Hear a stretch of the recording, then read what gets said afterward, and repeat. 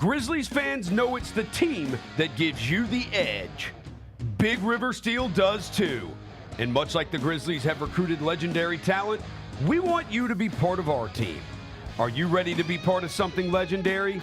Then visit www.bigriversteel.com. That's www.bigriversteel.com.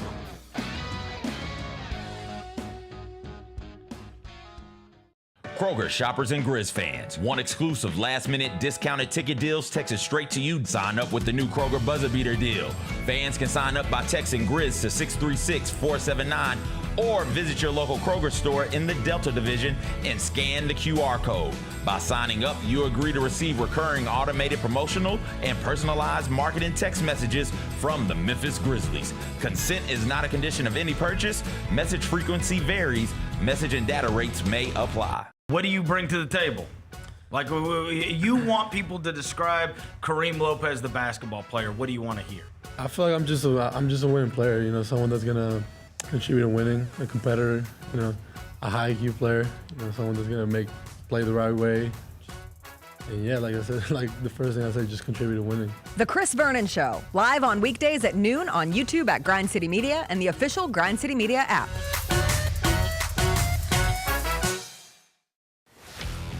Let's face it, there's a lot of trash talk in basketball, but the great teams let their performance do the talking. Like Ford F-150 with Pro Power on board, a class-exclusive industry-first feature that turns your truck into a mobile generator and leaves the competition speechless. Ford F-150, official truck of the Grizzlies. Greatness starts here at your Mid-South Ford dealer. Class is full-size pickups under 8,500 pounds, GVWR.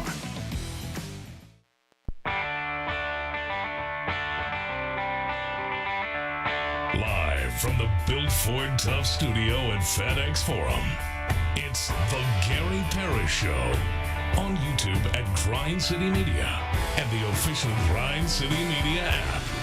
Now, here's your host, Gary Parrish.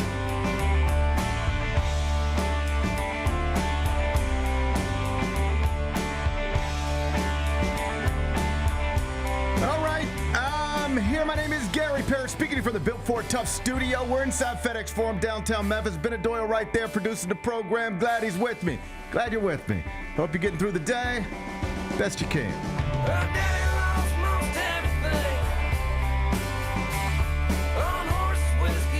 And I hope, if you ever try to circumvent the NBA salary cap, I sure hope Pablo Torre doesn't catch wind of it, because if so, it might be over for you. He's on Kawhi Leonard's ass again.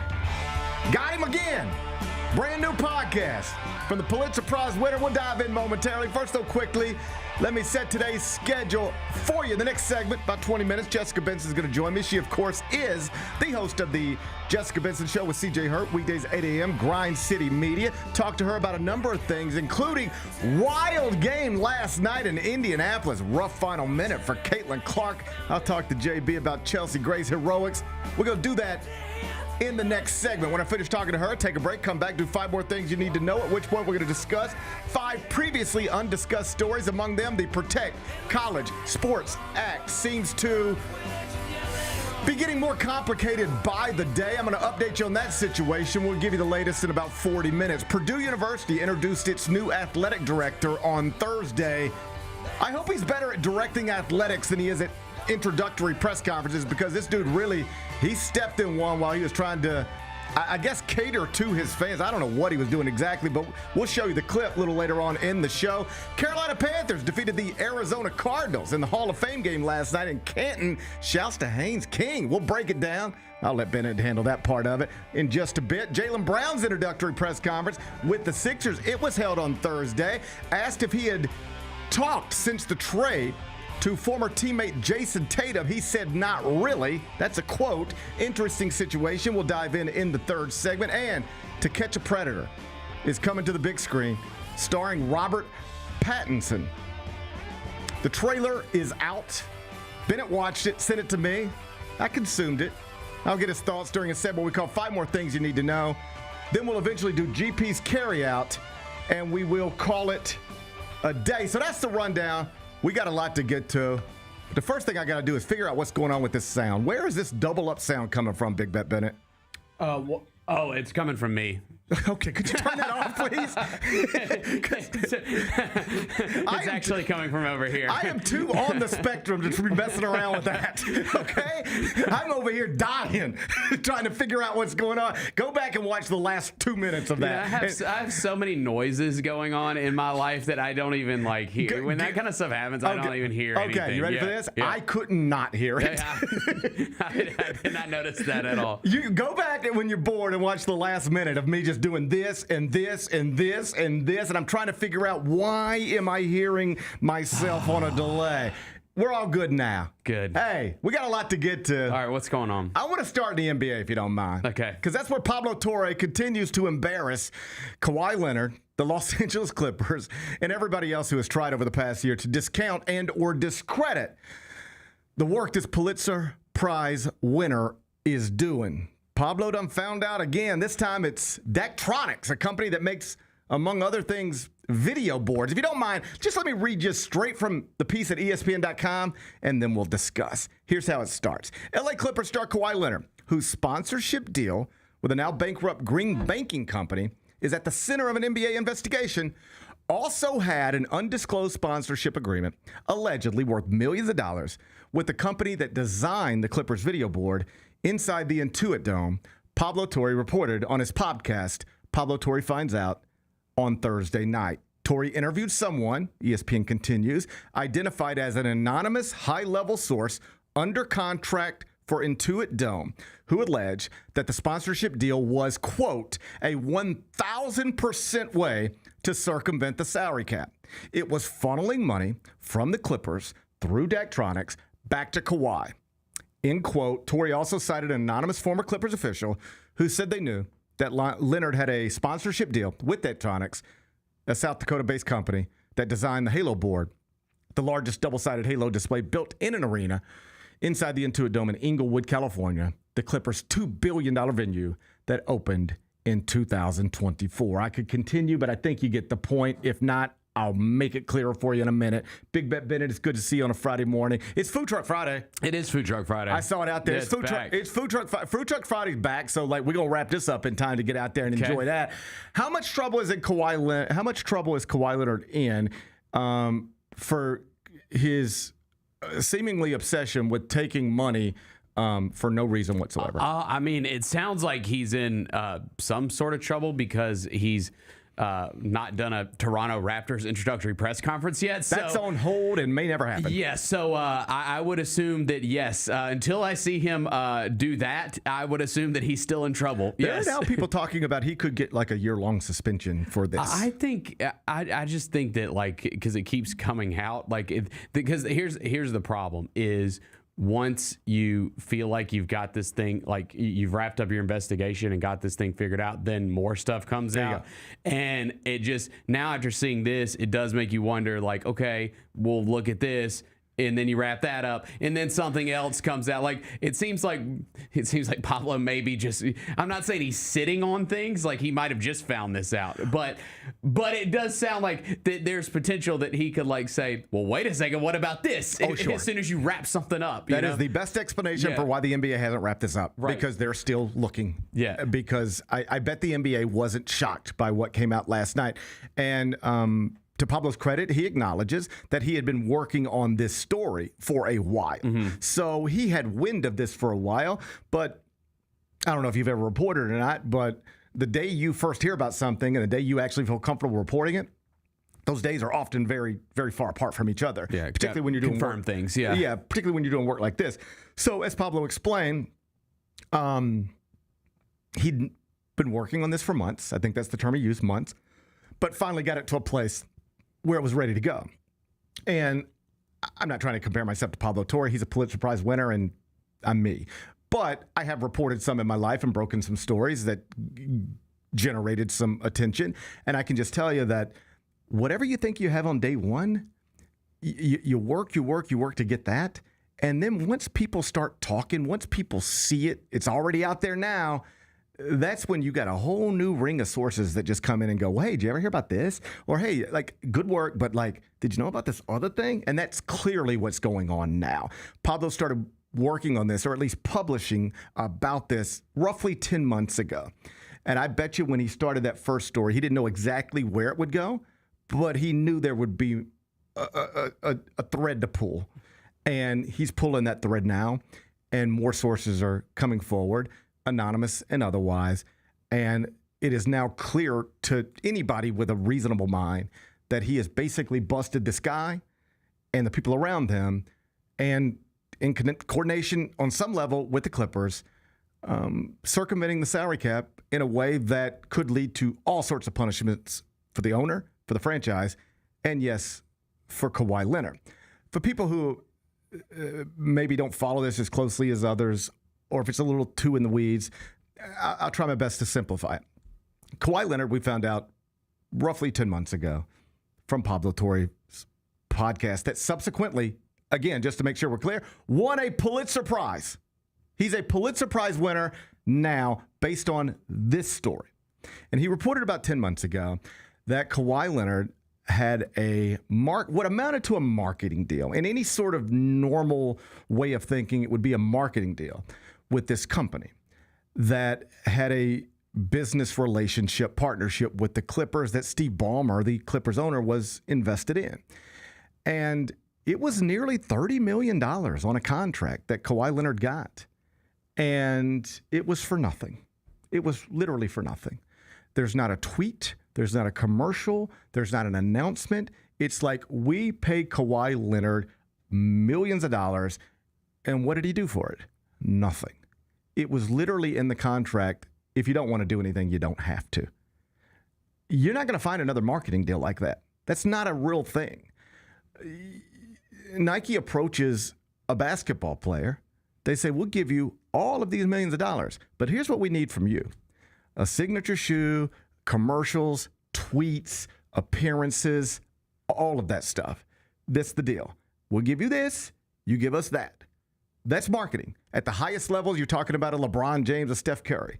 But this thing goes on at any level. I mean, on some level, I deal with this stuff. We do commercials. We do live reads. I get offers, not millions, but hundreds, thousands sometimes. Like, hey, if you could do this for us, put it on your Insta stories, tweet about it one time. You do this, we'll send you a check for this. And you weigh those and you do them or you don't.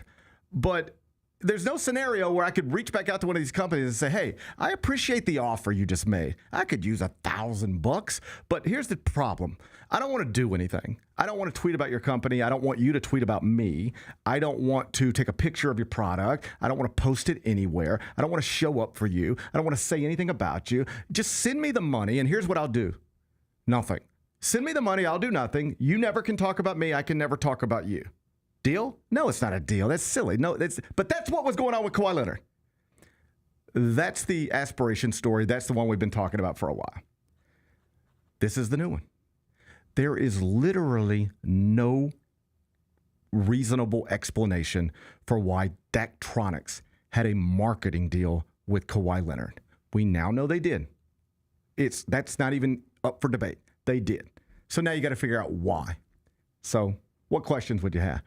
GP, did Kawhi Leonard, so Daktronics, what do they do? They make video boards, among other things. Okay. Kawhi Leonard's an NBA superstar. I guess, so what would he do for them? It ain't like Kawhi Leonard can say, go buy Gatorade, and then we go buy, like you walk in a convenience store and you're like, man, Kawhi Leonard said buy Gatorade. I'm going to buy Gatorade. Who's buying a jumbo board? Right. Are you buying one? No, and it sounds like this one's like one of one. So yeah, okay. Right. So there's no reason whatsoever for this company, which, by the way, was not doing well at the time it agreed to this deal. There's no reason whatsoever for them to say, you know what we ought to do right now? Give millions of dollars to Kawhi Leonard. To what? Do nothing? Yeah. Hey, we're going under, or we're not doing well. Something's not right. The books don't look good. Let's just throw in a few $1 million at Kawhi Leonard. For what? There's no answer to that question. There would have never been an answer to the question. But it's especially troubling for the Clippers and Kawhi Leonard when you realize it was a real contract. He allegedly got paid real money.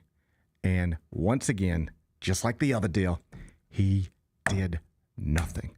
You can Google all day long. You will never find anything public until last night about Kawhi Leonard and Daktronics. Another company in business with the Clippers giving him millions of dollars to do absolutely nothing. It's wild. And I know that every once in a while, mostly Clippers fans will pop up and say things like, well, this doesn't necessarily prove anything. But the way the bylaws, rules, whatever you want to label them, are written with the NBA, right now the NBA does not have to prove that this is exactly as it appears. They don't have to have a smoking gun. What they have to do is take all of this information that they're clearly gathering, either after reading it or hearing about it from Pablo or vice versa. All they have to do is take all of this information to the Clippers and to Kawhi Leonard and his people and say, we're listening. Tell us how this makes sense. Tell us how this makes sense. And if you can't reasonably explain it, you're guilty. That's the way it's written. It's not if we catch you with a smoking gun, if we catch you signing, if we got video of you signing a contract that says, we're going to give you millions of dollars, you don't have to do anything because we're trying to circumvent the salary cap. We don't have to catch you doing that. If you can't explain reasonably why you did what you did, then we will call it salary cap circumvention, period. And you ready for this? I could tweet right now. Can anybody give me a reasonable explanation for why this tree company gave Kawhi Leonard tens of millions of dollars for absolutely nothing and with no publication, no promotion at all? And then also tell me why this scoreboard company, this Jumbotron video board company, decided to also allegedly give Kawhi Leonard millions of dollars for absolutely nothing. Explain it. I'll sit here. We could sit here for hours. You can't do it. You couldn't even make up a good explanation. Forget the truth. If I just said lie to me and come up with it, you can't even come up with it. They're cooked. I don't know how you get out of this. You got an explanation? No. Well, I mean, so what do you think is going to happen? Yeah, I mean, I think what you said, there's a good chance he's going to get some kind of punishment here. I don't understand how he couldn't. Yeah. It's so obvious, if only because there's no other explanation. Like with a lot of things, you can go, what could be this? You know, but like there's no alternative thing. And if you're curious, like how this might have happened, the reporting is that the money was just funneled through Daktronics from the Clippers to Daktronics back to Kawhi Leonard. And so it's not explicitly explained this way, but certainly among the possibilities, the indication would be, it would be something like this. I am making up these numbers, so don't hold me to these. I'm just trying to make a point here. Let's say this big video board you're going to put in the Intuit Dome cost like $100 million, because I think that's about what it was. Can you imagine? They built that whole arena for like 200 and whatever, and the video board in the Intuit Dome was like $100 million. But let's say you call Daktronics and you say, hey, we are building a new arena. It's going to be amazing. We want the best video board that anybody's ever seen. How much does that cost? And they say, well, that's $100 million. We can give you that for $100 million. And you say, okay, cool. Let me talk to you for a second. We good here? Can we trust each other here? Can we talk right here? Do you guys do sponsorship deals with players? No, we don't have any. We have zero marketing. By the way, it is zero. The number's zero outside of Kawhi Leonard. Nobody else, just Kawhi. Okay? He's the only one. Video board maker, works in the NBA, among other places, has one NBA client. It's Kawhi Leonard, only one. Hey, do you guys do marketing deals? No, not at all. Why would we? Why would we do a marketing deal with a basketball player? Steph Curry's going to tell, hey, guys, what do you want for Christmas this year? Go out and buy a video board. This is a business-to-business company. It's not a business-to-consumer company. I can tell people to go buy New Amsterdam vodka. There's no scenario where Daktronics wants to pay the Gary Parrish show to talk about their video boards, because who am I talking to? How many people can buy a video board, right? Like 30 NBA teams, right? So Hey, you guys do sponsorship deals, marketing deals with NBA players? No, why would we? That wouldn't make any sense for our business model. Okay, gotcha. Could you? Could you do one? What does that even look like? What if I told you it would cost you nothing? What'd you tell me that video board cost again? $100 million. Okay. Could you charge us $115 million? Charge me $115 million. But here's what I need you to do. Take that other $15 million, and I need a sponsorship marketing deal with Kawhi Leonard. You know what? I could tell you're a little uncomfortable with that. How about this? Charge me $130 million. And you keep the extra 15 and then give the other 15 to Kawhi. And we never have to talk about this again. Right? We good? Making that up, but that seems to be like about how this went down on some level. There's no reason for Daktronics to be pushing money towards Kawhi Leonard. Like literally no reason. No reason that's logical. But they clearly did it. It's been acknowledged. So why? What is the only explanation? Salary cap circumvention. The Clippers needed to get this done to ensure they would have the star player. Either get him or keep him. They had to get this done. There's no other explanation. And oh, by the way, for people who don't read every word, during free agency when Kawhi Leonard was picking between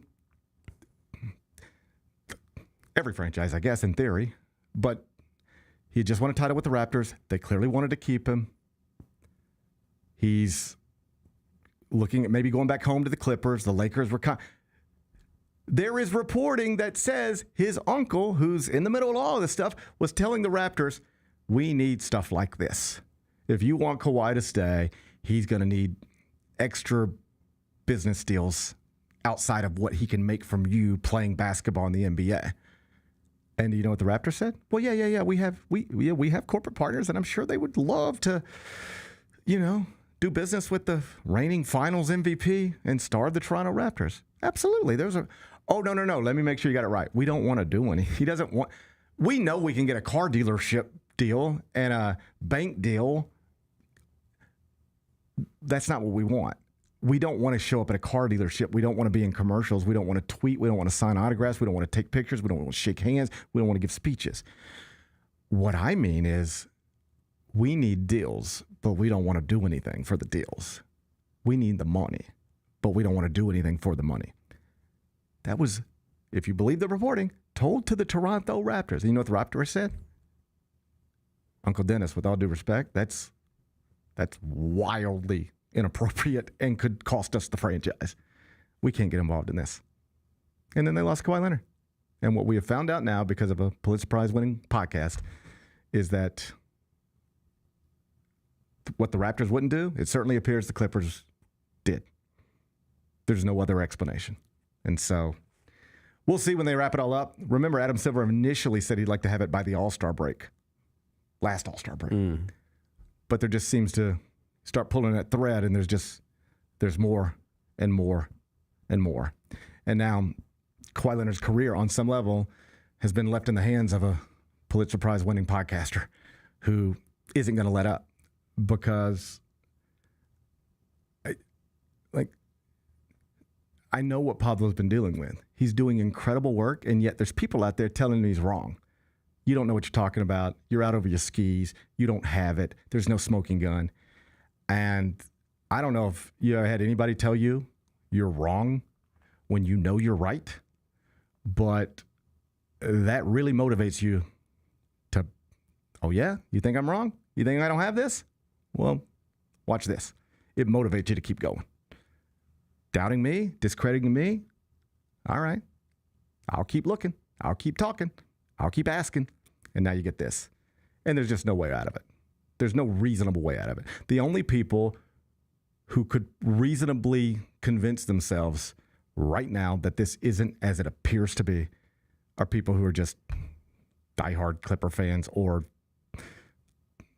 something else that falls under that umbrella. But to any normal thinking person, this is salary cap circumvention, and it'd be really ridiculous if the Clippers and Kawhi Leonard didn't have to pay a big price for it. Talk to JB about it next.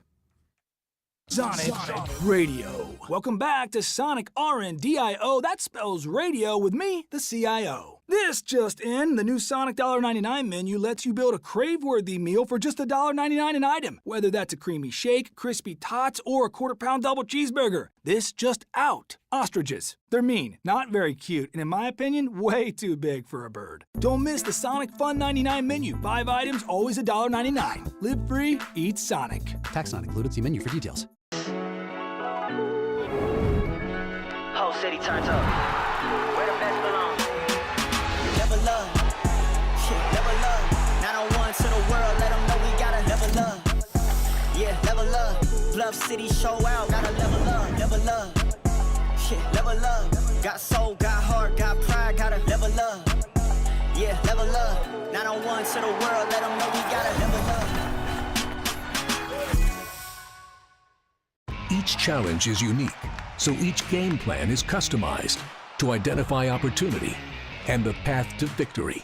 It's true in basketball, it's true in banking. Grizzlies Checking from Pinnacle with personalized planning and advice. Play hard, bank easy.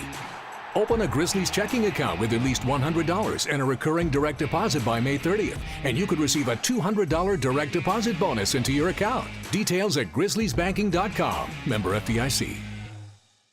Everybody says about you, they're like, he wins at every level, right? He won in high school, he won in AAU, he won in college. Just explain to me how. Like, what is winning basketball? I mean, I think it's just showing up every day. You know, I don't cheat the game. I show up at work, I have high energy, great coaching. First and foremost, I've always been surrounded by great coaches and players who really want to buy in and win. People talk about my winning, but you can't do that without a team. The Chris Vernon Show, live on weekdays at noon on YouTube at Grind City Media and the official Grind City Media app.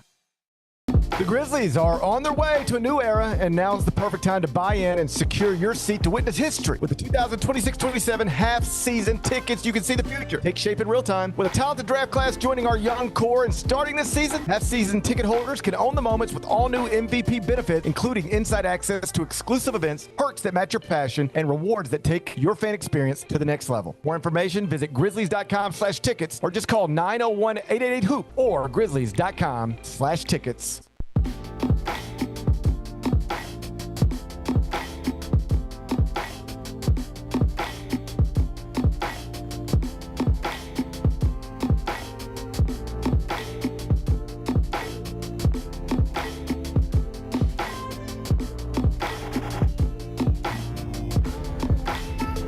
Welcome back, Gary Parrish Show. We're inside the Built Ford Tough studio, and on Fridays, Food Truck Fridays, I'm joined by Jessica Benson. She's the host of Jessica Benson's show, CJ Hurt. Food Truck Friday. It is Food Truck Friday. I saw it out there. Let's go. We are going to go.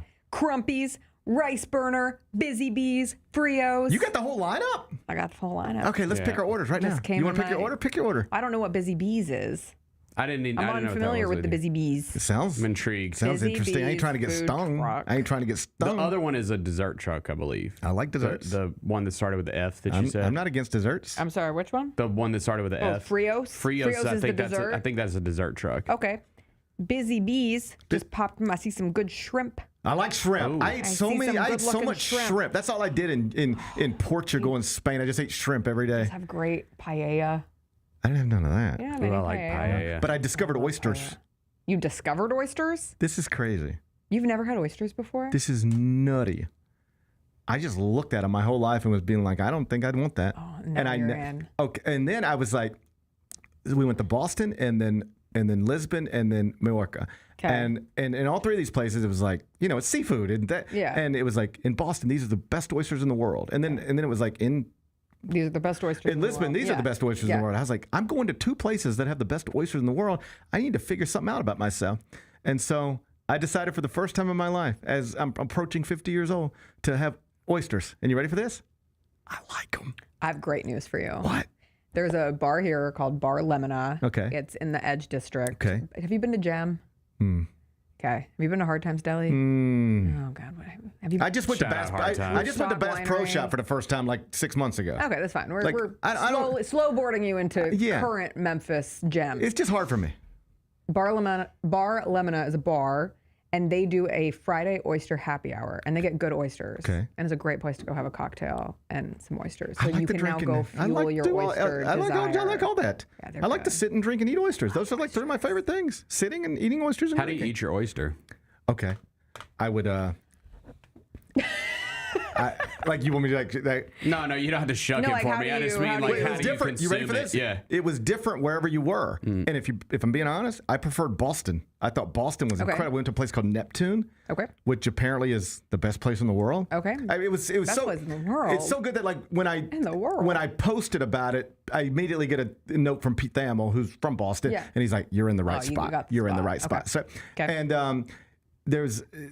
I don't know what the little things were, but it was a system. There was a Okay. system in place. I don't know what it was. You got oysters on the half shell. Yeah. Okay. And then you would- they're plain oysters. Yeah, and then Oyster you on would the take- shell, you and then you take- take a little like onion There's mignonette something like that, and you put like a a little vinegar, that, something or like a that. little like tartar sauce. And then there was something like sometimes. that. There's usually like a red, a purple. I had three things. Yeah. In Boston, I had three things to pick from, Amazing. and it was like a process. I'd go, okay, I'm gonna do a little bit of that. I'm gonna do a little bit of that. And I'm gonna do a little bit of that. And then I'd do the thing. And I was like, I didn't know what to expect, but I liked it. I enjoy oysters. Welcome. I've been shit talking oysters my whole Unfortunately, life. they're expensive, so. I didn't notice that too much. Okay. I thought it was fine. Okay. I thought When you start, I mean, they're small. So next thing you know, you're ordering a dozen okay, oysters. I and did. you're I like, did Why wonder. is this $40? Okay, I did wonder this. They don't really fill you up. Okay, I did wonder this. What? And I meant to Google it. I was trying to learn, but then I forgot. What is the point? I was They trying taste to good. Okay, but is that? Oh my god, nothing like a crispy martini and a dozen oysters could save my entire week. I only went half dozen every save time. my I entire only went week. half dozen every time. Put it on. My friends and I in LA became oyster fiends in college. But We as would, I was like, seek enjoying out them, oyster bars. I really did have this thought as I was enjoying them. I was going, okay, but why am I doing this? Because I don't think it's so good that it's just like. See, I love like the briny, the taste of the ocean. But I also love seafood. I love all seafood. I just wondered. I was like, okay, I'm enjoying this. It's nice to discover oysters. Yeah. I'm glad I didn't die never experiencing this. Sure. But what is the point? But then I kept doing it. I just kept buying them, and I was just like, but what am I doing this for? It's an I was just having a good time. aphrodisiac for the oysters. You fell in love with the oysters. I was just having a good time. I know. But I didn't know what I was accomplishing. Oh, they're so good. Have you been to Coastal? Of course, but I never had They have oysters there. I was going to say you could return to Coastal, get some oysters. Yeah, I actually got, when I was talking about this before I even went, I got a note from a couple people, and they're like, we got oysters, come on out. And I just never made it because I was busy. But and now I'm just going to start going everywhere and having some oysters. great oysters. I'm like an oyster purist, so I usually just like oysters on the half shell. Just Nothing on plain? Just take 'em raw? Yeah, but whatever you put on, the little tartar. Yeah, you yeah, I take love the all that tiny, stuff. The tiny spoon. Yeah, I love you that little on spoon. it, and then you wash it off in the tiny ice. All and that then you stuff. Put it back in. But then when my dad moved to New Orleans, it opened my eyes to like Southern style oysters and sometimes fried oysters or dressed up oysters. I don't even know what they're called. I But when wanna there's have all stuff of them on now. the oyster, grilled oysters, Okay. grilled oysters. And I was at Iris, Kelly English's place. Of course. And of course, Mr. New Orleans inspired menu himself. Of course. Oysters there were fire. Like great grilled oysters with some like cheese on top, I think it was, but they were excellent. Highly recommend those oysters as I well. believe they're called char grilled oysters. Yeah. Char-grilled, thank you, Yes. thank you. My dad used to send us buckets of oysters, which was a wild time in my life. That is wild. Because they had some place in New Orleans where you could just send and they were a little too big for my. I like the small I understand. oysters. These were massive oysters. Okay. But I would open the door and there'd be a please refrigerate box in front of me. How thoughtful. I know. And it was always like a yearly tradition that we would just have oysters. I miss those days. All right, I'm in it now. I You're just into the I felt oyster a little life. stupid. Like my whole life, Okay, if you're not stupid. I felt stupid. all My right. whole life, people would be like, "You like oysters?" I'd be like, "No, what? Gross, yuck." Yeah. But I had no context. I didn't even know what I was talking about. It'd be like if I'd spent my whole life talking about like, "You like pizza?" And I was like, "No, I hate pizza." And they were like, "You ever had pizza?" And I'd be like, "No."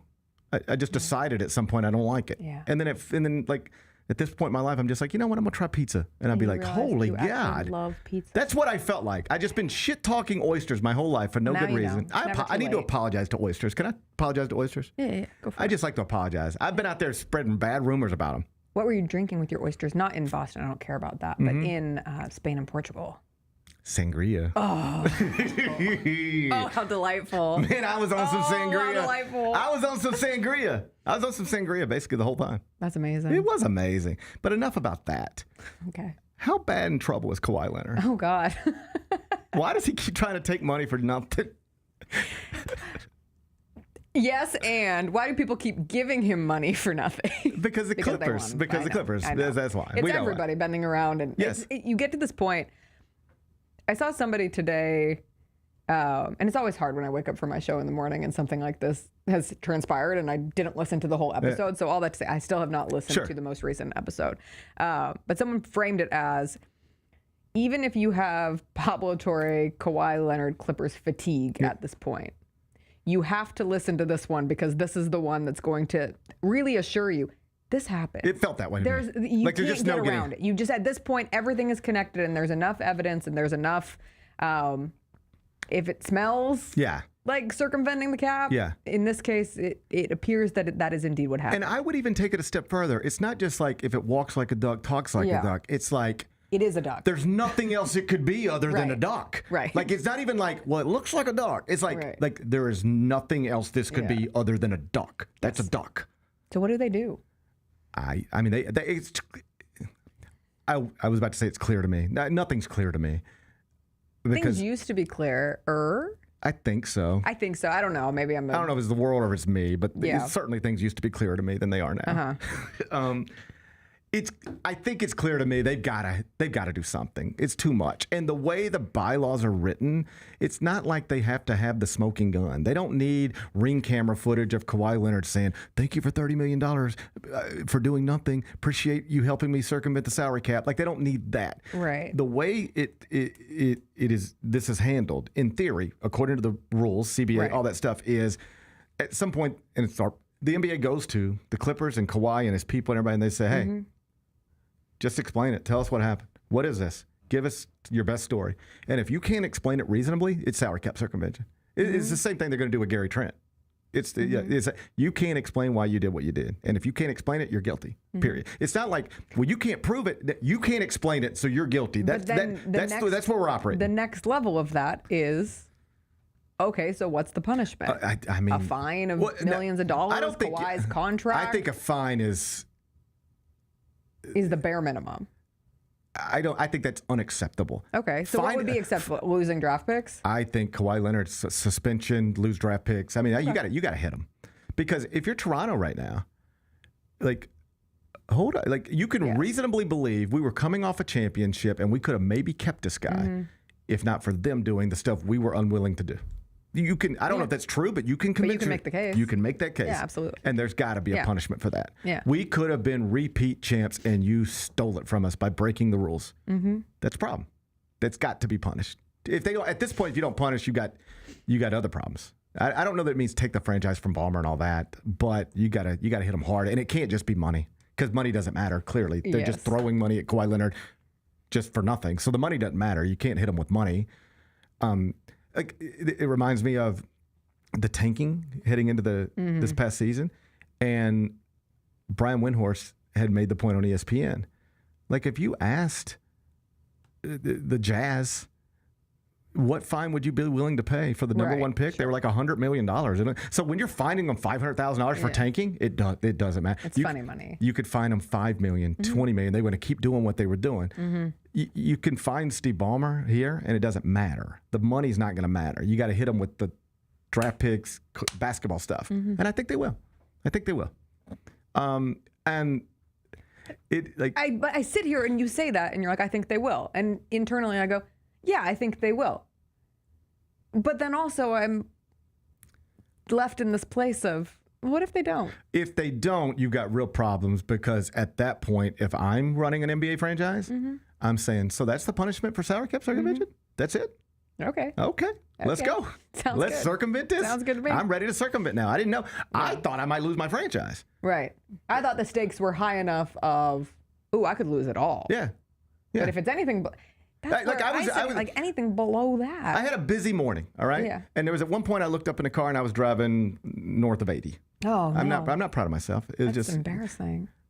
Is it embarrassing? No. Okay. I was just moving along. It happens. And here's my point. I knew that if I got pulled over, I might get a ticket, right? I'm aware of that. And then there's a price connected to that, and I have to handle that. And I figured I wouldn't get pulled over and I wouldn't get a ticket, but if I would have got pulled over, I would have understood that's the price. Sure. But what if I knew when I got into the car this morning, if you get caught going 80, you will go to jail for 8 months. I just wouldn't have driven 80. I'd have said, well, that's too big of a risk. I can't go to jail for 8 months. That's cruise control. Yeah, I'm 78. The cruise control's now at 78, and I'm just going to stay there. Yeah. So same thing here, just different levels to it. If the punishment for salary cap circumvention is you'll void the contract, take my draft picks, find me a bunch of money, I can't get involved in that. But if it's just, hey, here's a $5 million fine, okay. Here, take, and I'm getting ready to do it again. If all it is $5 million, I'm doing it. So I've got that check to write the next time. So if you don't hit them hard, yes, you got problems with the other 29 franchises, I would assume. Yes. So you got to hit them hard. I agree. Yeah. I also sit here. We've now been. When did Pablo's first episode? About 10 months ago. Yeah. And so it's been nearly a year journey. Yeah. And the Clippers had the entirety of last season, Right. and I thought it was. I don't want to say disheartening because I'm not sitting here thinking about this every day. Sure. But concerning that even when Adam Silver was asked about it at the All-Star, or not the All-Star, I'm sorry, at Summer League, Right. there was still such a level of uncertainty around it. Sure. And I recognize, I understand as well as anyone, that a commissioner of a league does not run the league necessarily. Sure. He answers to his constituents, Sure. and the constituents are the owners. Sure. And so this is it's a power struggle. Oh, yeah. It's a control struggle. So you're right. The other owners will be the ones who will have to apply the pressure if and when a punishment comes down. Right. But I'm not entirely encouraged. Yeah, I don't know. Like, I don't want to say I've lost respect because that's a weird word to use. I know, and that's how but like I'm disheartened But by Adam this Silver does seem response. weaker today than I thought he was 2 years ago. I think that's fair. Yeah, or at least there's a lot of stuff that goes on, and I used to go back to this all the time. Adam Silver's a smart guy, and so he's doing smart things and smart and smart and smart. And I still think he's obviously a smart guy. Yes, of course. But he's done some things lately that I just haven't found him that smart. Yeah. Is And it? this is a big cloud. Oh, he needs to. over He needs to his handle. office He and needs the to handle this the right way. And like, I think we now know what last night did, and then we'll move on. What last night did, in addition to the obvious, is I think provide a better understanding for if you're somebody out there yelling, "Why isn't this already wrapped up?" Because right. they're still working, and I think it was very easy to listen to the first podcast, all the reporting, aspiration, tree company, $30 million, whatever it was, and be like, okay, that's the story. Let's figure it out. But what we now know is that's not the only story. Right. There's a whole nother one of these over here.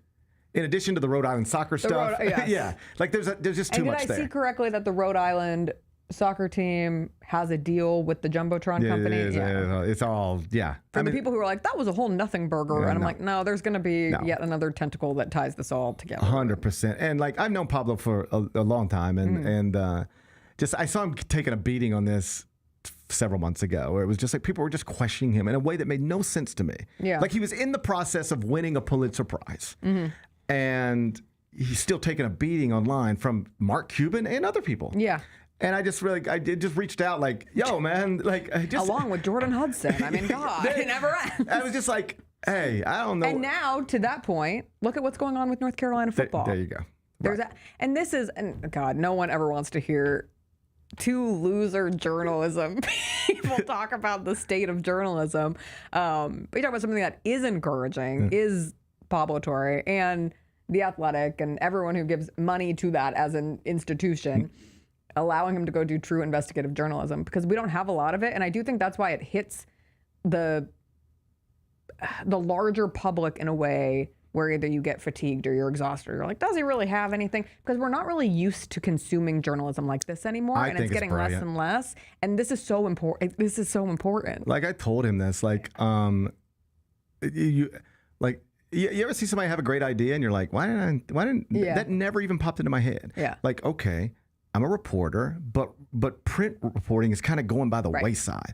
What's the biggest thing now? Podcast. All right. So, but what if I incorporated reporting into a podcast instead of just sitting here, every day talking to my friends? And I was like, first off, just smart, but also like focused and motivated and all that stuff. And I was just like, first off, I'm just happy for you, man. This is going, I bet, better than you even expected. But also, like, I made the point to say, I don't know what these other people are doing to you, but I've listened to every word you said. And there's no other explanation other than you've got this right. Yeah. And I keep watching people try to tell you you're wrong. but there's nobody has any other theory for what this could be other than what you have labeled delivered it and he was just like, thank you. Because it's just crazy to me. It's right in front of you. There's nothing. It's a duck. Right. It is a duck, and there's nothing else it could be other than a duck. Right. And so. And even when, to be clear, it looked an awful lot like a duck a few months ago. Of course, yeah. But now it's too much. If you're still out there, it's a concrete duck. Yeah, if you're out there arguing now, it's a duck statue. Yeah, it's a duck statue. Quack. It's like might as well be walking through stone. It could be walking through the Peabody lobby. Sure. You know? I just saw that duck. Yes. He was walking through the red carpet. It is. What a wild place. It is what it appears to be. We'll see what happens next. It has to be situated before the season starts. Yeah, you say that. I don't know that. I know. I don't know. It would be helpful, but I don't know that it will be. Yeah. And then you got this whole he's supposed to be going back to Toronto right now. Yeah. Yeah, so we'll see. Well. We'll see. Well, that's the other, and Pablo has even sort of suggested this, like the make good. If you're trying to get all right, can we make everybody happy here? All right, Clippers, we're going to do this. And then, hey, Toronto, you get your guy back. Right.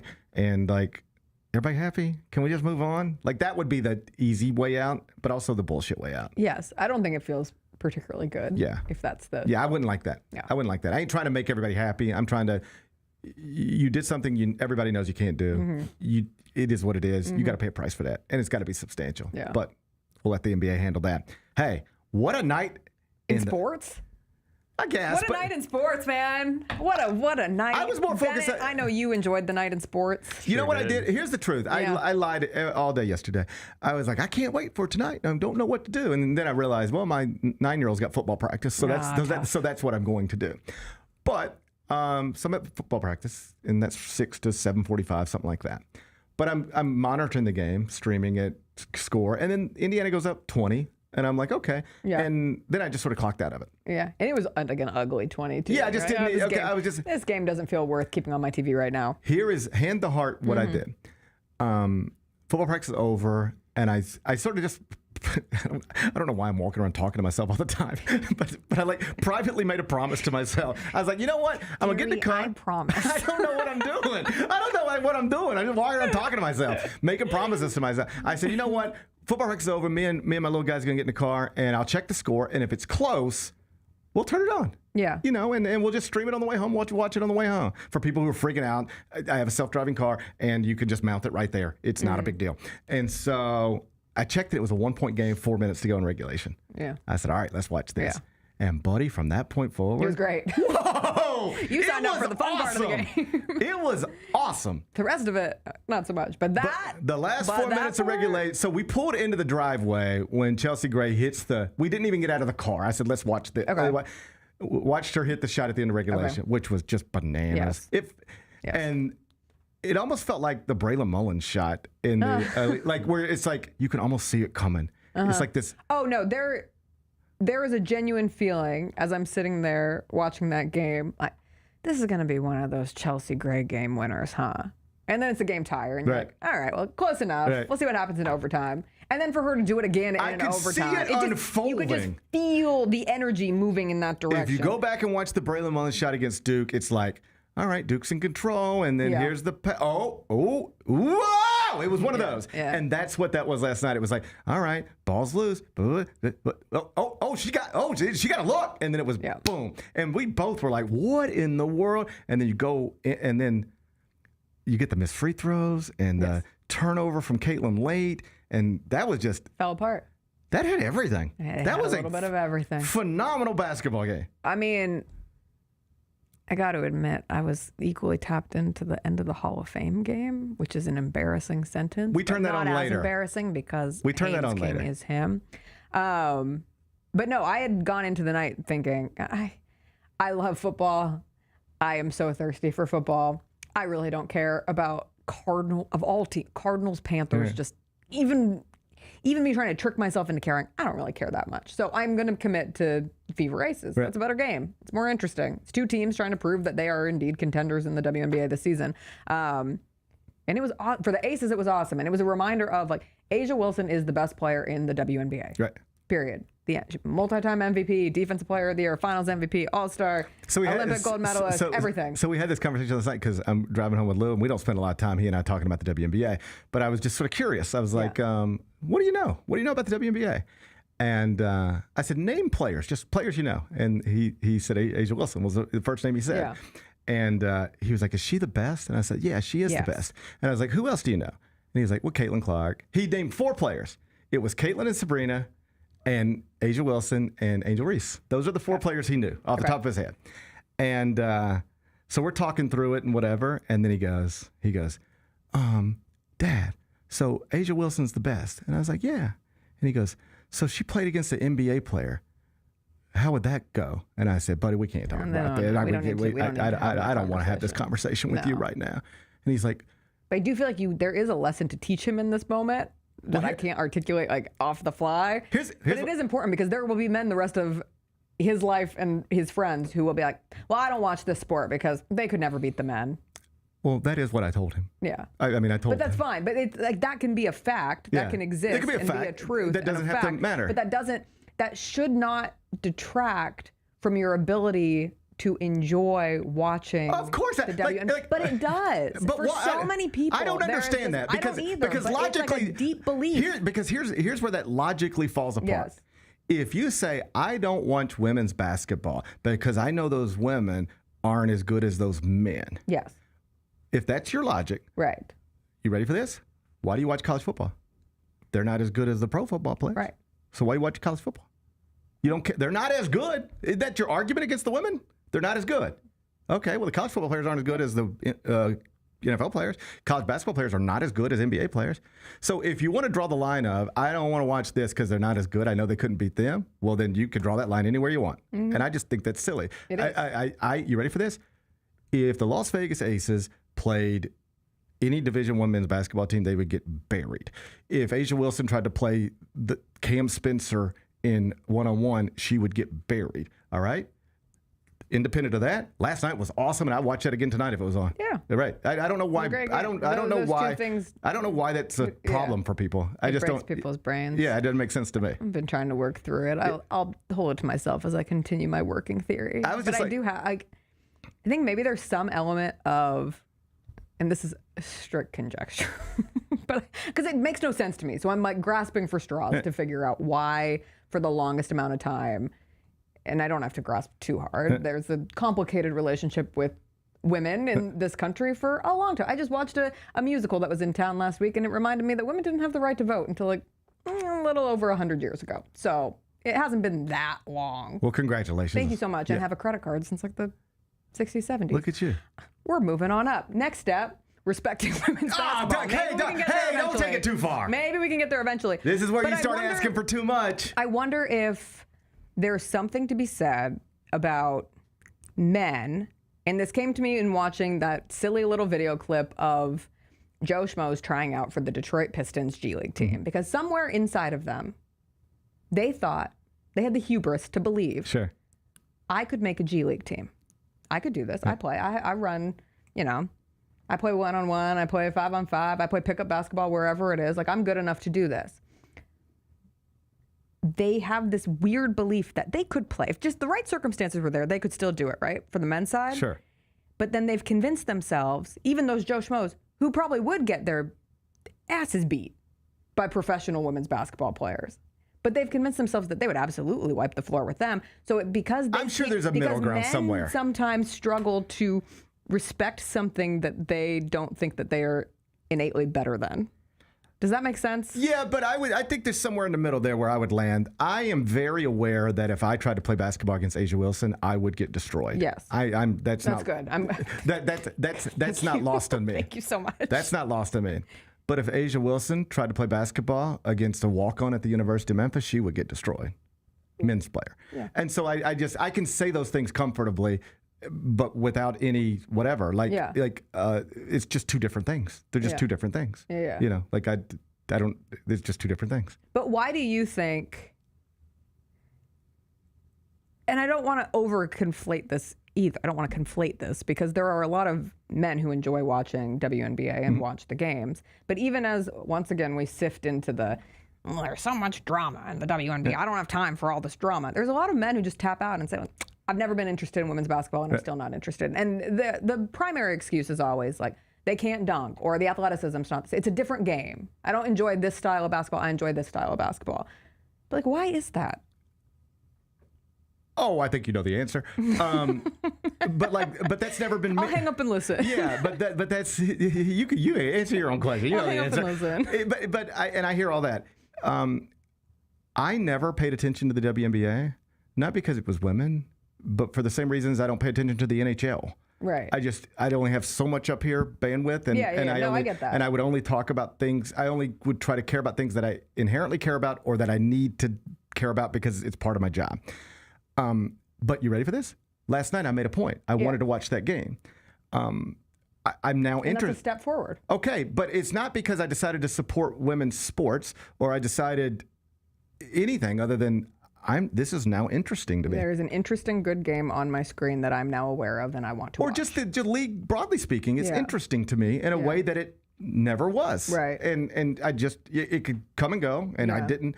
I'd be completely honest with you. I don't know if I knew Asia Wilson when she won her first MVP.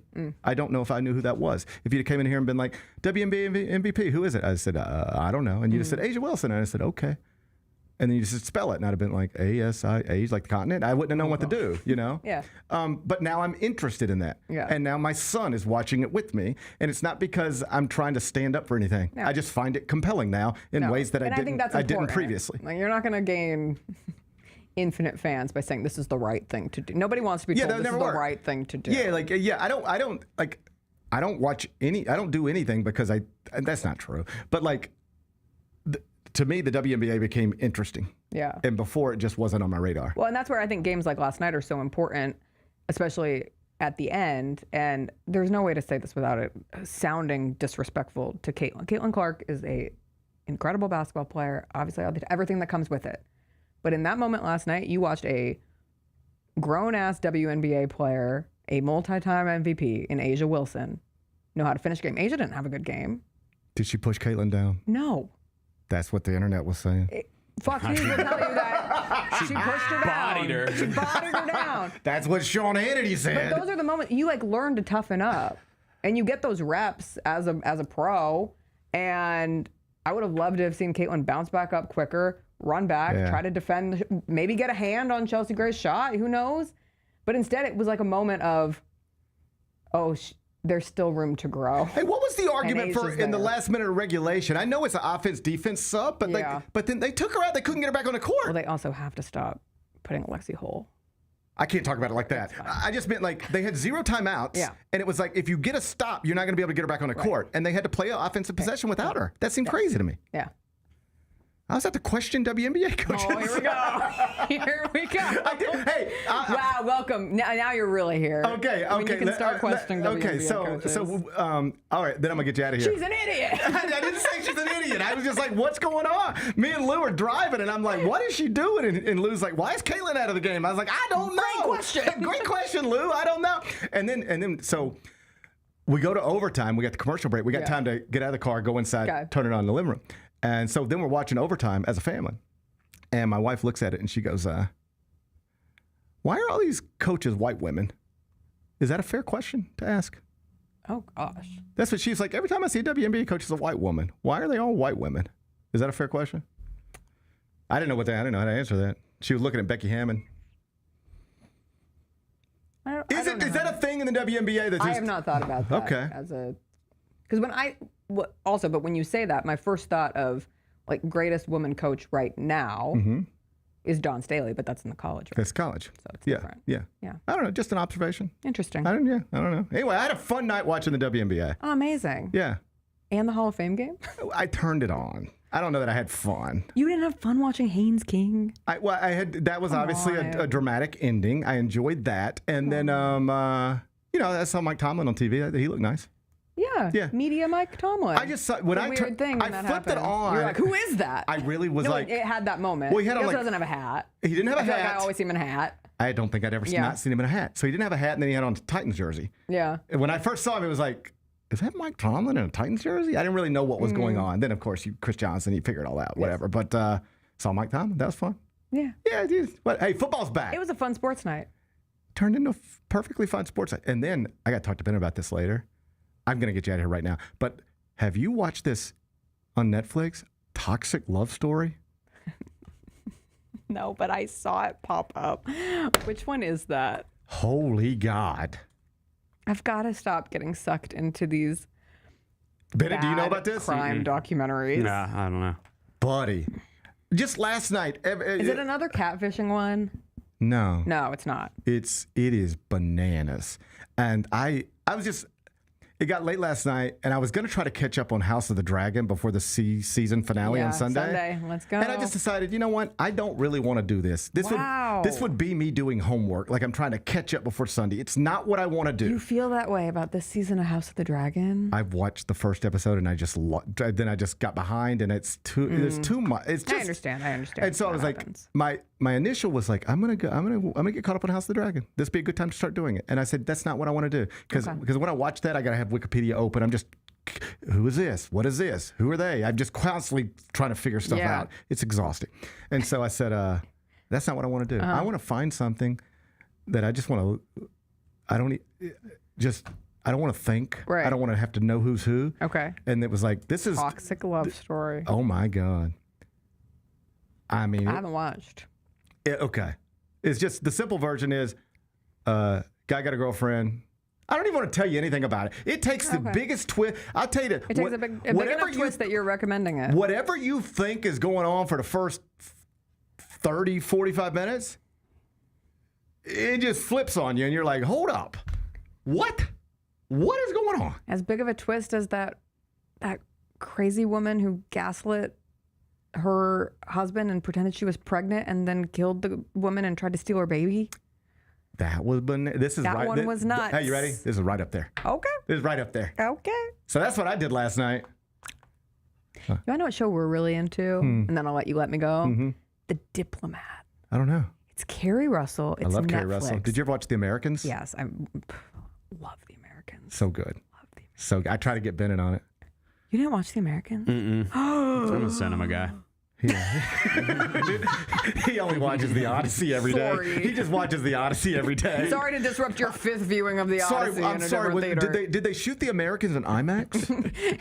Oh well, then If no. not, then I'm out. No, Not in 70 Bennett only Okay. watches IMAX. Yes, I loved The Americans, and I love that she and Matthew Reese ended up married, even though I think it was a complicated. Anyway, I don't know. I think they were with other people, and now they're married. But I really like their relationship now. Anyway, the Yeah, that sounds like none of my chemistry business. she has with the guy on this show, two guys on this show, is like absurd. It's a really, really good show. And I think this most recent season was nominated for Best Drama in whatever Emmy nominations that came out a couple of weeks ago. And I'd always heard of it, and we were just looking for something new to watch. We have slammed through the first two seasons in like a week and a half. Is that good? It's really good. All right. I'll add it. She's an ambassador in London or in England, and her husband's an ex-ambassador, and their relationship and dealing with complicated world power dynamics and false flags. And Well, it ain't more complicated than a toxic love story. I'll tell you that. I don't know, but my point was, it's kind of a toxic love story too. All right, I'm put it on the list. Okay. I got a lot of things to watch. I think you would like it. All right, I'm on it. Okay. I'm on it. I give you my word. All right, you get out of here. You got dogs to walk and all that Yeah, kind but of first I stuff. gotta go to Food Truck Friday. Shit. Is it 11 or 11:30? It's You ain't getting food It's truck 11. Friday. I'm going, That's why Bennett's over there been so mad. I've been looking at Bennett the whole time, and he's over there. This man gets so excited about food truck Friday. I mess it and up never every does time. it. I mess it up every time. It goes until 1. I know, but then Vernon keeps him till 1. Right. Sorry, you're yeah, busy. it ain't like Vernon's gonna be like, "Hey, I know you're probably starving. I'll get you out of here at 12. I'll get you out of here at 12:35." Right? No, I'm gonna be over there till 1:15. Starving to death. No rice burner for you. All right, Bennett. I owe this to Bennett. I feel like I've messed this up. I'm gonna get you out of here. We're gonna come back. We're gonna try to do a quick 5 more things. We're gonna eat before the Chris Vernon show. I'm gonna get Bennett to the food truck before the Chris Vernon show. That's my promise to him. Okay. You have a I'll good believe weekend. It when I see you it. have a wonderful weekend, and I'm going to see you on Monday. Okay. All right. Bye-bye. Goodbye. That's Jessica Benson, host of the Jessica Benson Show with CJ Hurt. Weekdays, she'll be back in studio 8 a.m. on Monday. When we come back, we'll turn our attention to, a number of things, including the Protect College Sports Act, which seems to be getting more complicated by the day. People keep wanting to amend it. The one thing I know about this, it ain't going to get done when they said it was going to get done. I'll fill you in next. Pressure-packed moment in sports, hands down, has to be shootout in the World Cup. Because I am a casual fan of the beautiful game. called football, I wanted to throw up. I wanted to throw up for all of these teams, for every kick. Tune in to the Jessica Benson Show with CJ Hurt live every weekday at 8 a.m. on YouTube at Grind City Media and the official Grind City Media app. The heaviest metal credit card of all time. Rumored to be one of only 18 in existence. Plated with the very same tungsten that forged the International Space Station. And wielded at business dinners like a samurai sword. It's a classic corporate power move. But the real power move? Having end-to-end visibility on your most critical shipments. FedEx, the new power move. New Amsterdam Vodka is an official partner of the Memphis Grizzlies. It's the only exceptionally smooth vodka that is 5 times distilled, 3 times filtered, and rated 93 points. New Amsterdam believes wins big and small become legendary when you celebrate them with your crew. So here's to the blue, white, and gold, the Memphis grit and grind, and reliving winning moments big and small with Tennessee's favorite basketball team. New Amsterdam Vodka. Find your wins. What do you bring to the table? Like, you want people to describe Kareem Lopez, the basketball player. What do you want to hear? I feel like I'm just a winning player. You know, someone that's gonna contribute in winning, a competitor. You know, a high IQ player. You know, someone that's gonna play the right way. And yeah, like I said, like the first thing I said, just contribute to winning. The Chris Vernon Show, live on weekdays at noon on YouTube at Grind City Media and the official Grind City Media app. The Grizzlies are on their way to a new era, and now's the perfect time to buy in and secure your seat to witness history. With the 2026-27 half-season tickets, you can see the future take shape in real time. With a talented draft class joining our young core and starting this season, half-season ticket holders can own the moments with all new MVP benefits, including inside access to exclusive events, perks that match your passion, and rewards that take your fan experience to the next level. More information, visit grizzlies.com/tickets or just call 901-888-HOOP or grizzlies.com/tickets.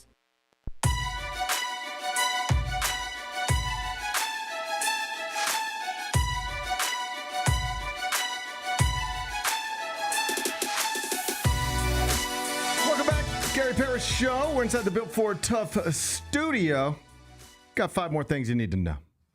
Number 1. The Protect College Sports Act continues to get bounced around this country. What's going on? I mean, a lot. It looked like earlier in the week we were on the verge of like actually getting a vote in the Senate and then send it to the House. And there was real thought that this was on the verge of becoming federal law.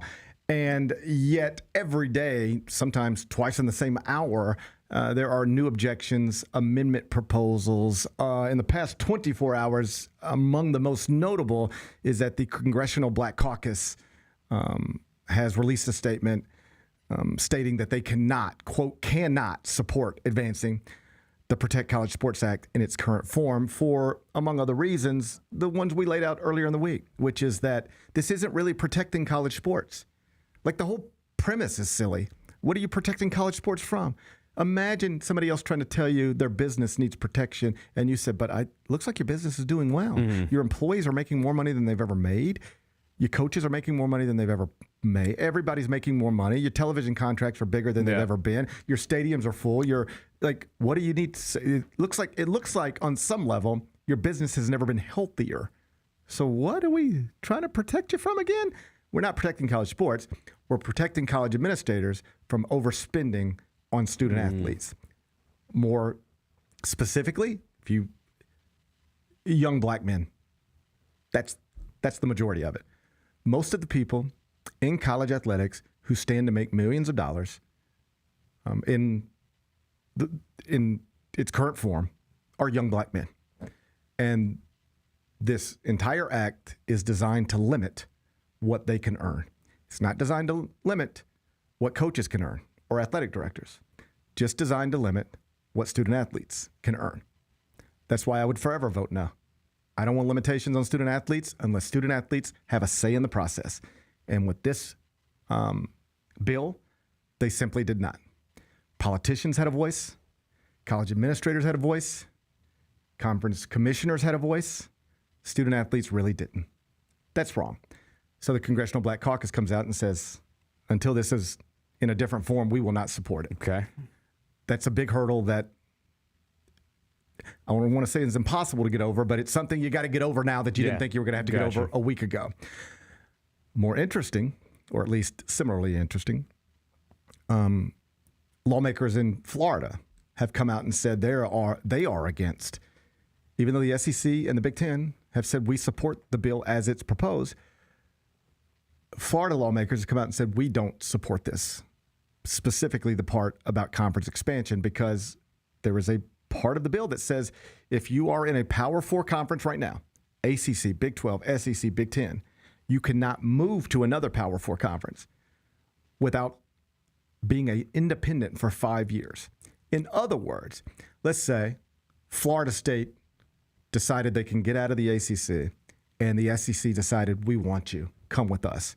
If this bill, as currently constructed, goes into law, Florida State would basically not be able to do that because you'd have to be an independent for 5 years, and that's just a price too heavy to pay. Mm.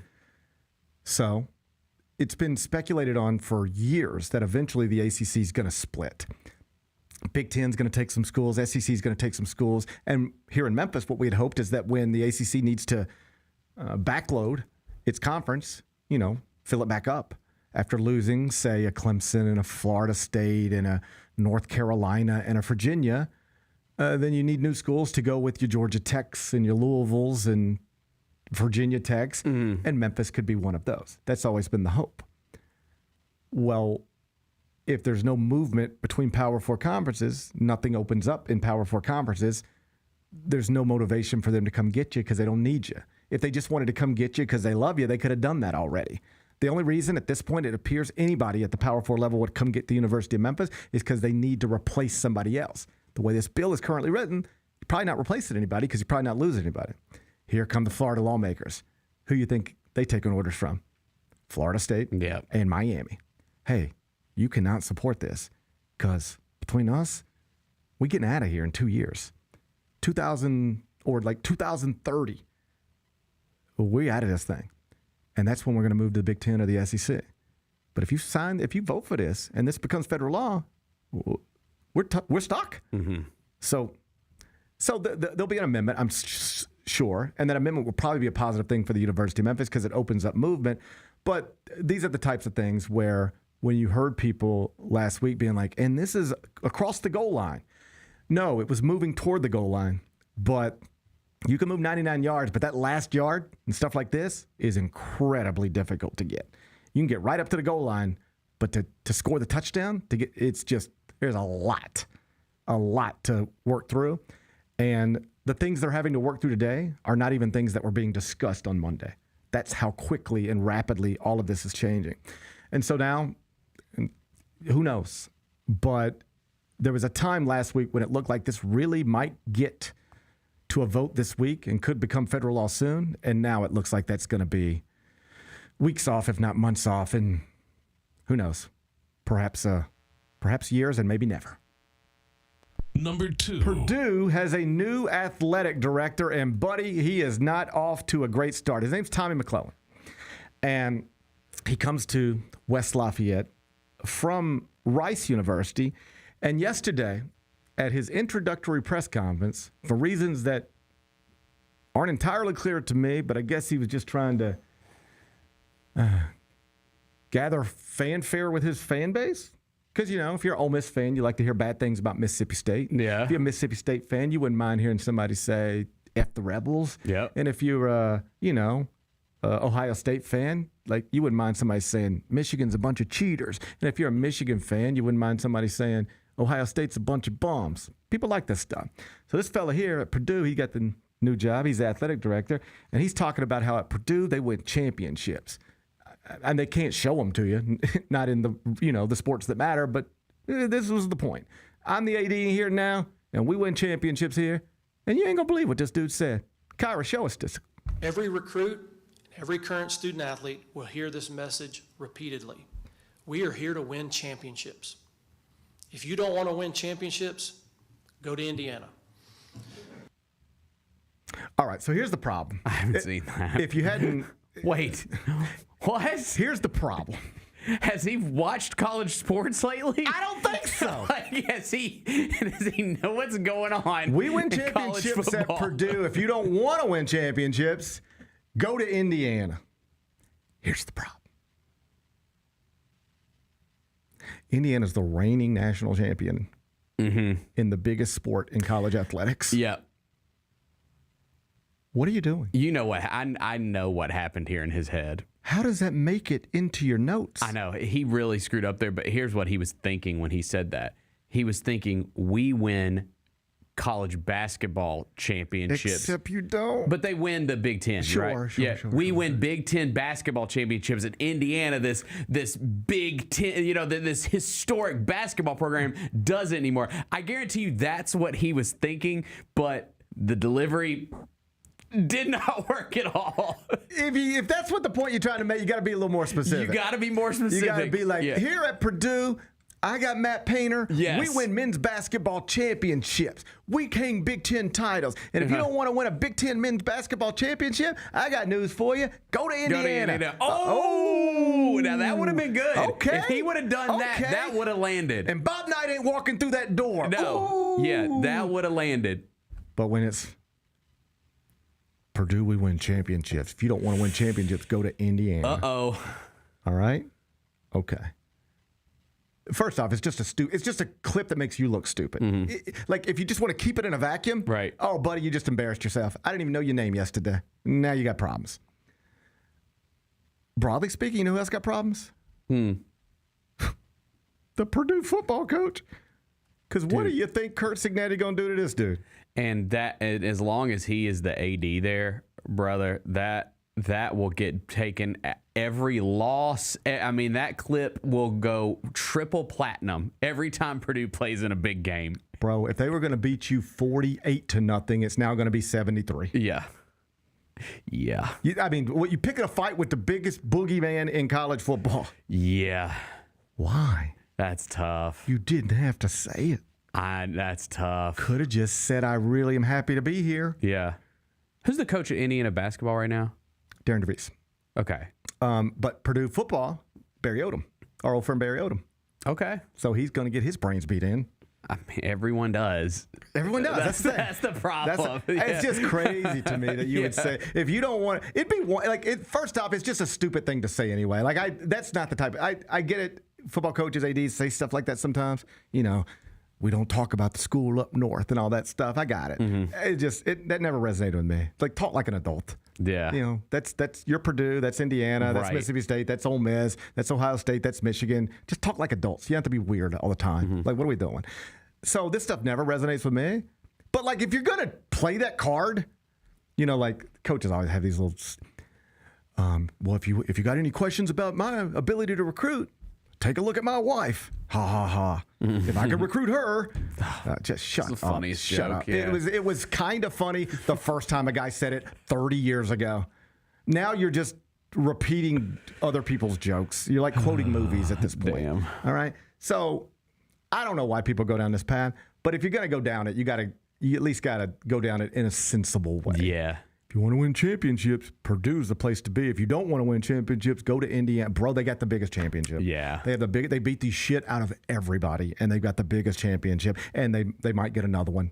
And either way, you have not done your football coach.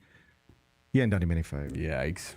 Number 3. So we touched on the Hall of Fame game with Jess a little bit, but still wanted to get you. Did you care? You told me you were committed for the first quarter, and after that, you didn't know.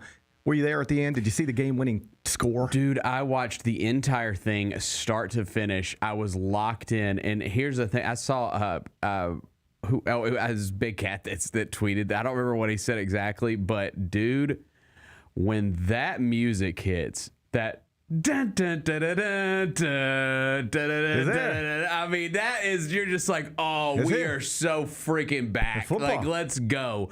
And so, like, yeah, I was like, and then the thing is I wanted to see some of the, because you knew they were going to interview all the Hall of Fame inductees. And I thought it was actually even like I cared more this year because it was guys that like I watched, like, you know, Breeze and Larry Fitzgerald, even Adam Vinatieri. Like these are like big names of like my football watching life. And so I thought all those were good, and then the game was actually compelling. Like, so you're watching for like all the other stuff they're gonna do, but then the game that's on the screen is actually interesting. So yeah, I liked it. We turned it on after Fever Aces, and then like it was just sort of background. Yeah. And then I turned it on at the very end to, you know, see the score and all that stuff. So Yeah. it was fine. It was it was like it was the launching pad of the NFL's back. You know, the NFL's back. Next week we're gonna watch more of those.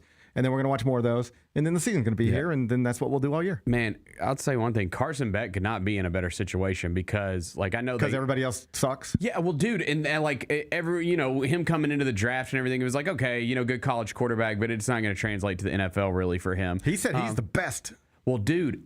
He said he's the best rookie quarterback. I know they gave Jacoby Brissett a deal, but like he's a placeholder right now for that team that's like looking to have another high draft pick this upcoming NFL draft. And you know, we'll see what happens. Like, do they take a quarterback or not? But man, that dude's going to get a chance there. Like, it seems like, you know, if they're just completely terrible halfway through the season, that they're gonna throw out young guys, and he's probably got a chance to be one of them. Same thing I said about Shooter Sanders last season, with a very surface level of knowledge about the Cleveland Browns quarterback room. Other than this, there's no good ones there. So, if you're going to be QB3.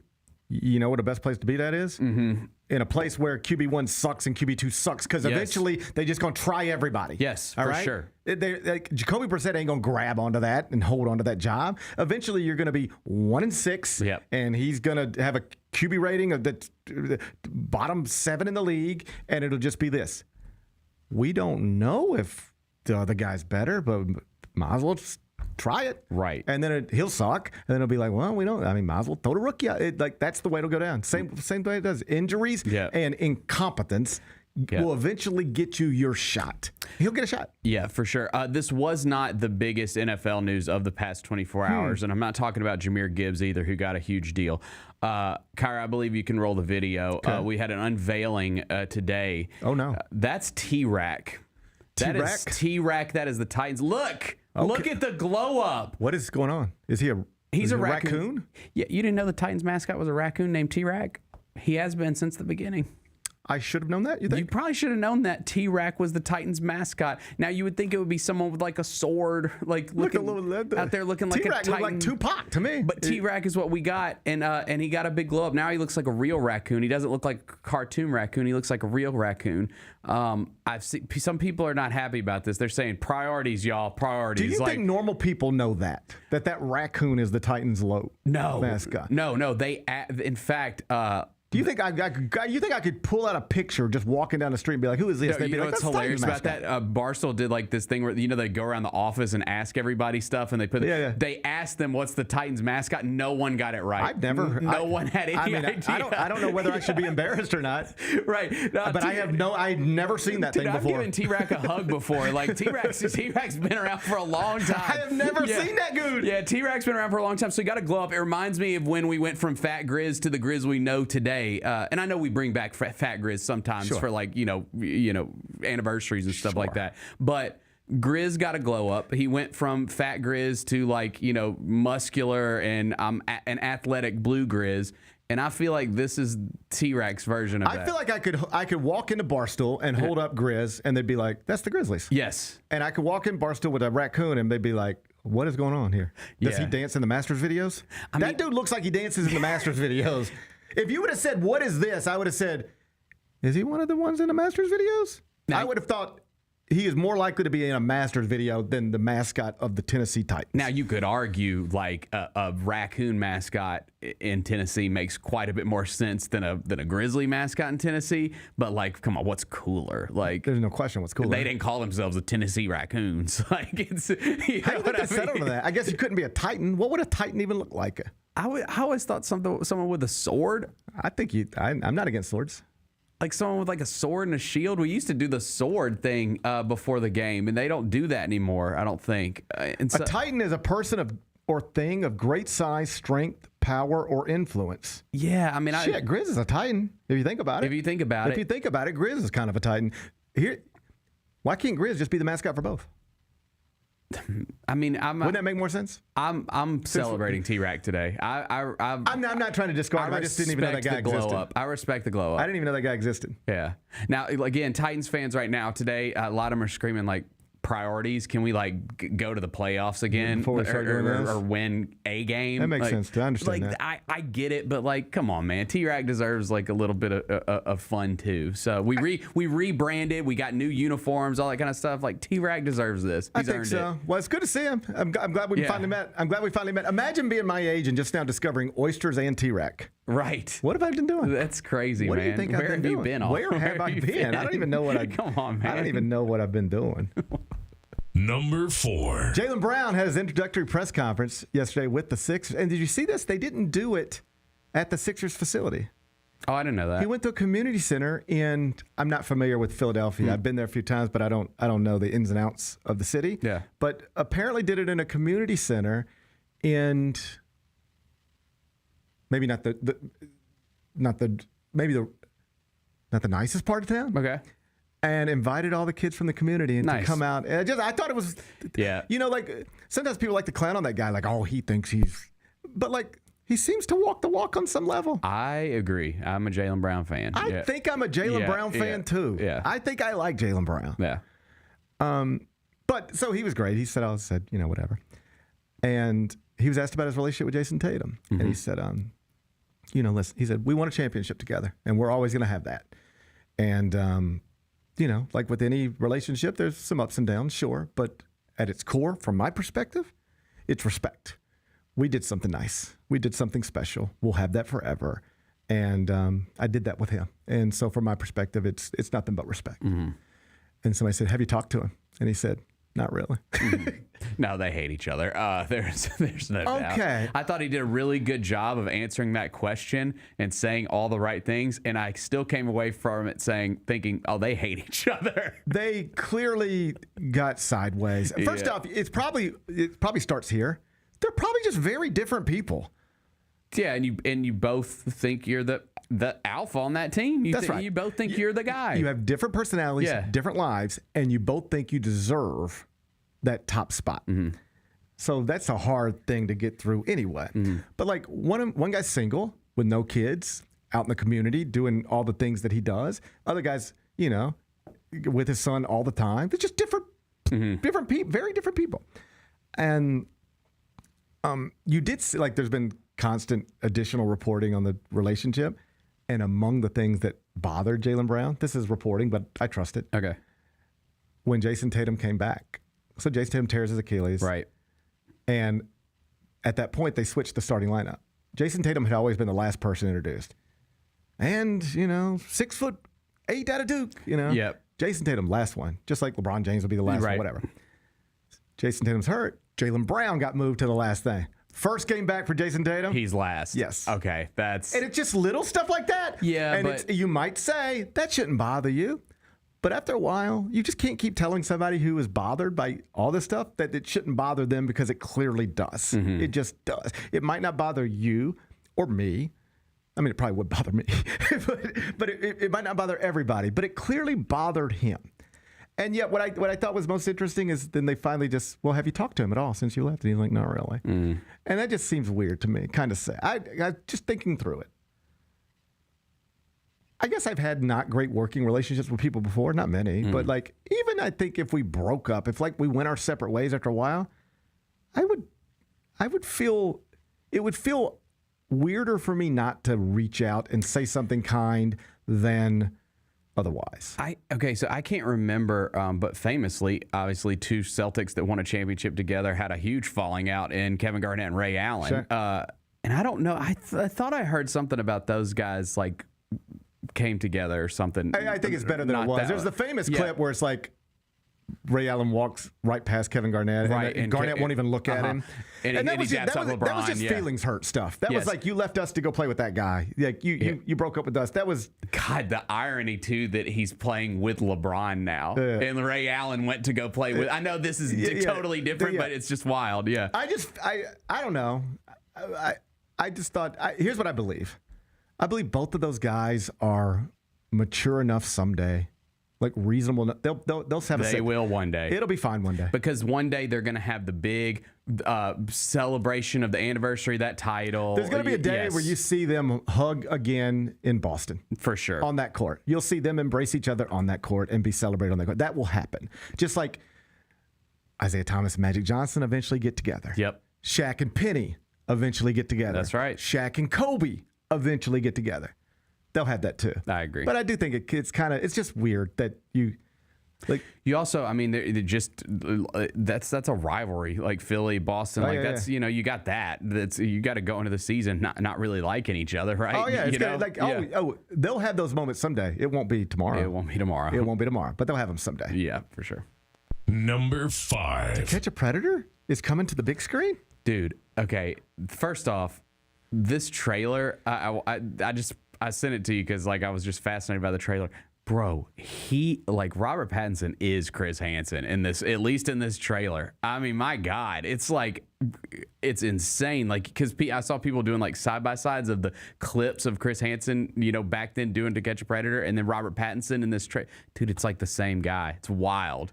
And what was interesting to me is Robert Pattinson's a super famous guy. Mm-hmm. We've seen his face forever. Yeah, right. When you see Robert Pattinson, that's who you see. That's Robert Pattinson. You see that. Mm-hmm. And yet I didn't see him. Right. I didn't see him. I was like, okay, that's him, but I didn't see him. Yeah, I get that. I saw a character. I didn't immediately, when you see Tom Cruise, it's like, that's Tom Cruise. And I didn't see Robert Pattinson. I saw, he was doing it. Mm-hmm. He's catching predators. I'm really interested in this movie. That show was just such a flash in the pan. And then did he get in trouble? He had here's what happened. I remember reading about this. Basically what happened was there was it's one of those things back then when that show's going on, it's they're catching predators, they're doing the right thing. But then ethics get involved, who are you to be the guy that's doing this and being the judge, jury, executioner on that kind of got into play. And then a guy who was, I believe, a attorney or something like that. He didn't show up to the sting. They do the sting. They put the whole sting together, and then the cops come out and arrest the guy once Chris Hansen busts him, whatever. The guy didn't show, so they went to his house, and they brought the cameras there too with the cops and everything. When they went inside his house, killed himself. Yo. Yeah. And so then the show got taken off. That's tough. Yeah, because that was obviously, and then they got sued. The guy's sister sued them for a bunch of money and won because they said that he killed himself, they ruined his life kind of thing. So. And then my buddy here, Chris Hansen, he's passing bad checks. I saw, that too. $13,000. Yeah, he still does a show like this on YouTube, I believe. Yeah, he's still doing stuff like this. Well, there's a lot of them weirdos out there. Of course there is. It's not like they went away when To Catch a Predator went away. I was hoping they would go away. I would too. I was hoping they would go away and you just stop messing around with kids, but I guess not. Yeah. Yeah, I'm excited about this movie though. It's kind of fascinating. It's just when I heard about this a year ago when it was in production, and I was like, huh, okay. Now I'm like, oh yeah, I want to watch that. I'm kind of intrigued. We'll watch it. Yeah, we'll watch it. Yeah, Chris Hansen, To Catch a Predator. The movie's gonna have a different name, I imagine, but the trailer is called Prime Time. Prime Time. You can find it on YouTube and anywhere else you find stuff that you watch. Be back with Carry Out. This Photoshop job of the College Football 27 cover for this year is atrocious. Who made this? It's so bad. This is the deluxe edition. So you have to pay extra to get Kurt Signetti on. Oh, I'm sorry. You're paying extra to get Kurt Signetti? Tune in to the Jessica Benson Show with CJ Hurt live every weekday at 8 a.m. on YouTube at Grind City Media and the official Grind City Media app. Stay Stay on top of everything happening in the 901, the Mid-South, and beyond with Grind City Media's e-newsletter, bringing all the news and notes directly to your inbox. Lang's World, always by Lang Whitaker, touches on the biggest stories in the world of sports and pop culture, while Michael Wallace's Grizzlies Insider brings you all the latest coverage and analysis around the Grizzlies and NBA. Don't miss a thing. Stay connected to the conversation and sign up to download the lowdown today at grindcitymedia.com. When the arena lights dim for a concert or when the crowd becomes one at a big game, you can almost feel like you're the biggest fan. But who's your biggest fan? It's the person who will get you home safely after a night of drinking. It's a person who looks out for your life to make sure you leave the stadium with someone sober. This could be a designated driver or someone who offers to give you a ride share. Because in Tennessee, fans don't let other fans drive drunk. Brought to you by the Tennessee Highway Safety Office, a division of the Tennessee Department of Safety and Homeland Security. City turns up. Where the best belong. Never love. Yeah, never love. 901 to the world, let them know we gotta never love. Yeah, never love. Bluff City show out, gotta never love. Never love. Yeah, never love. Got soul, got heart, got pride, gotta never love. Yeah, never love. 901 to the world, let them know we gotta never love. The Grizzlies are proud to team up with Prime Global Group, a company on a mission to redefine real estate investment. By leveraging deep experience, strategic insight, and robust resources, Prime Global Group is shaping a smarter, socially responsible future.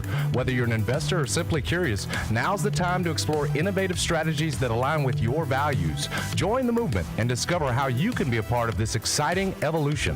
Visit primeglobalgroup.net to learn more and connect with the team today. That's primeglobalgroup.net.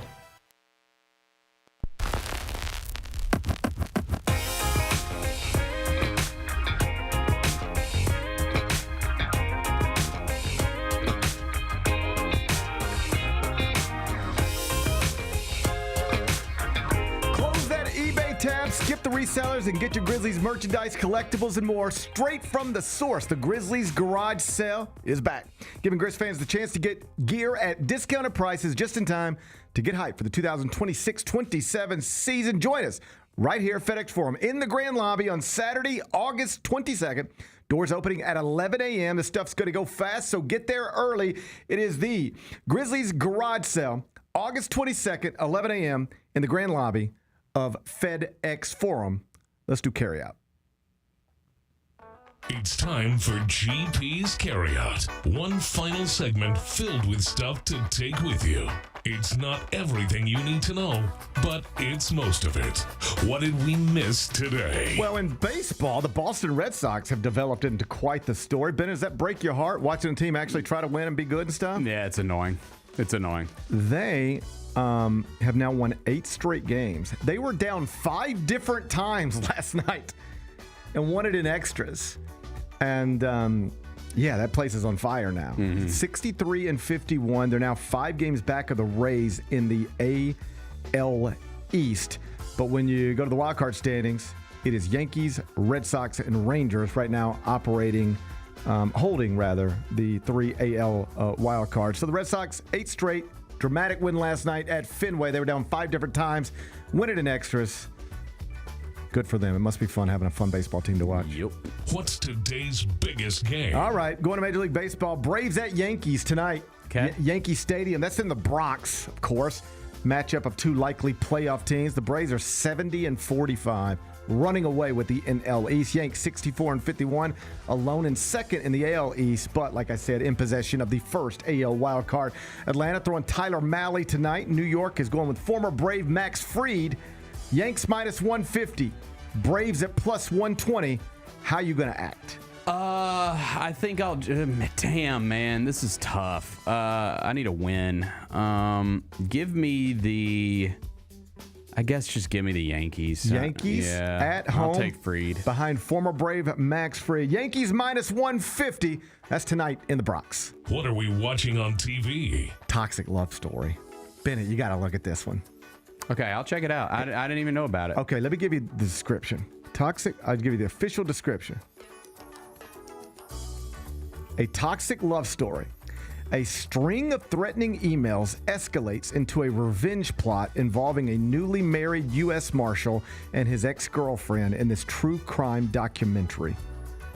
Tomato meter, 100% approval. That's always a good thing. Bananas. Okay. I don't even want to say anything else about it. Yeah, don't say anything. Don't say anything. I like to go in blind. I went in blind. I was like, you know what? This seems easy. And if it's good, it'll be good. And if it stinks, who cares? I'll just fall asleep. And I was like, holy God, what in the world? It just makes you feel a little less crazy when you realize there's like all these people out in the world, you know? Yeah. Makes you go, okay, at least, I mean, I got my own things, but at least I ain't that, at least I ain't caught up in that stuff, you know? Yeah. Yeah. A toxic love story. You got to watch it. It's on Netflix. Only about 90 minutes, so you can get through it, no problem. What's the best thing we've read? Over at CBSSports.com, we've done a dribble handoff. Question was, who's going to be the best player in college basketball next season? We gave 5 different answers. I was 5th, so the top 4 were probably taken off the board. I went with Caleb Holt, freshman out of Arizona. Got a chance to give the Wildcats back-to-back Big 12 Players of the Year. This freshman class is down relative to most, and especially compared to last year's. But there's still going to be freshman stars around the country. He'll probably be one of them. You can read it on the college basketball page, CBSSports.com. What's going on this weekend? Man, there's a lot going on this weekend, Bennett. Not really. I was going to say, care to fill me in? Yeah, not really. Not really. But it's, at least for us, it's the last weekend before the start of school. Oh, yeah. Okay. We're already in it. You've already started? Yeah, we started this week. Okay. Yeah. We're running a little behind. You know, south of the border, we're running a little behind down there. Yeah. But last weekend before school, and then we come back next week and FedEx St. Jude Championship. Oh, yeah, that's right. Golf tournament week. Okay. It's always a fun week. Looking forward to it. Me too. I'm sure this Protect College Sports Act will be twisted and turned 50,000 different times by then, too. So, should be a fun week. I'm looking forward to it already. Enjoy your weekend. I'll try to enjoy mine. And we will meet back here Monday at 10. Till then, be careful, be kind, be good. Rep your hood.